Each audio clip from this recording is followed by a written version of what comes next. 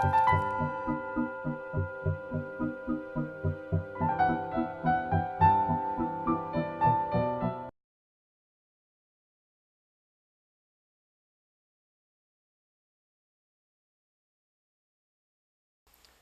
like to talk about micro-karma.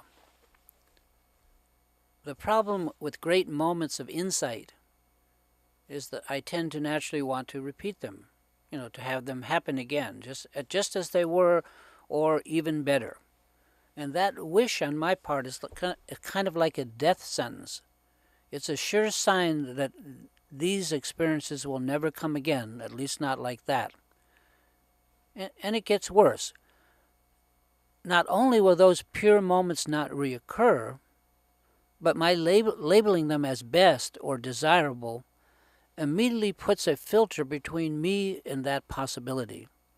And every time after that, when I compare any decent moment to the quote best unquote moment, and of course I do, the filter becomes more and more of an obscuration until top heavy it just kind of tumbles from my inner sky. I'd put it on a pedestal.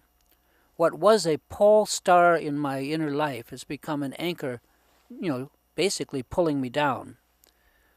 This is especially true for any moment that I might mark as spiritual.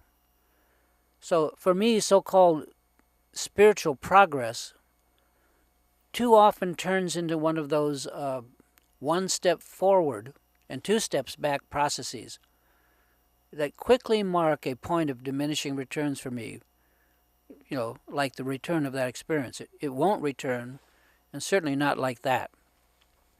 It can take me days, weeks, months, years, and decades, and it's been true for me, to repeat or even come close to some of what I call breakthrough moments.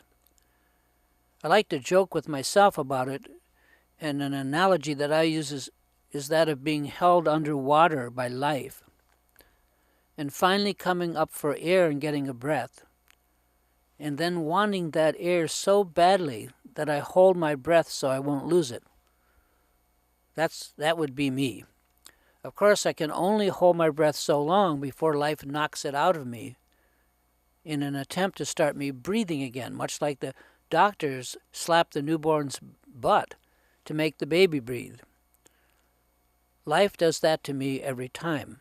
And if I really look at it, I guess it's a good thing. Of course I've read all the books, been to the teachings, and even my own common sense tells me that clinging to a spiritual or treasured experience is the perfect way to destroy, to stain it. Any kind of undue attachment on my part is certain to poison the moment and send me tumbling over and over in inner space, trying to hang on to it. And logically, it just can't be done. It's like a law of nature. Sooner or later, I have to breathe. One of my life teachers taught me early on that a person can only hang on to any thought for something like 3 days, or as long as they can go without sleep. But sooner or later, they must sleep. And in that sleep, we tend to let go of what we cling to, whether that thought is good or bad. Our enemies, whatever they are, also cannot hang on to bad thoughts about us either. So that's a correlate.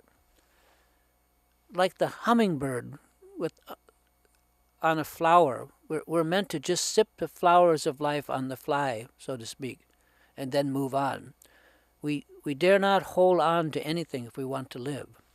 So the obvious point that I'm making here is to take note of what happens when we label and become attached to a desirable experience. This is an easy experiment to make with your own precious moments. I mean, it's common knowledge, so to speak. Now, less obvious, and here comes the point of this blog, is learning not to be attached in the same manner to disappointments, to blind alleys, and any bridge too far that we set for ourselves. We also grind those experiences into habit by attachment, albeit it's a reverse attachment. We don't want that to happen again, so of course it does. or at least our negative attachment becomes the glue that underlines the experience in our mind until it becomes an actual inscription, like an epitaph. The brilliant Tibetan Buddhists point out that this is how karma is created. This is really an important point. It changed my life to understand it.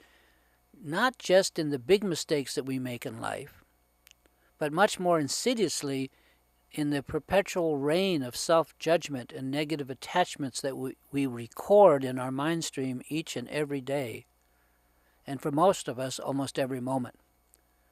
These are what add up to real karmic debt that we're going to have to pay just by living the way we do. It came as a revelation to me when my Buddhist teachers pointed out that by just learning and training, mind you, to let go of these attachments, positive and negative, by doing that we stop recording karma and we can begin to go karma-free. We stop accumulating and inscribing in our mind stream a constant torrent of micro-karma that incrementally adds up to a certain suffering, guaranteed on our part. Anyway, to my mind, the scariest part of karma is not only the dimming of our mind that its accumulation brings, but the fact that all karma that we accumulate also will eventually ripen, end with interest, somewhere down the road, in ever more serious suffering and even worse dimming. For me, that thought was something to consider, and I had no real notion of this until I examined it. The takeaway here, at least for me, is that the most worrisome karma is the endless underscoring of bad thoughts, hurt feelings, emotional reactions, our likes and dislikes, the incessant labeling that we constantly do all day long. This is a karma causer, but one that we can do something about if we wish. We can learn by training to suspend judgment, to not label, to put our overcritical tendencies into neutral gear, and simply stop recording as much karma as we are now. It's that difficult or that easy.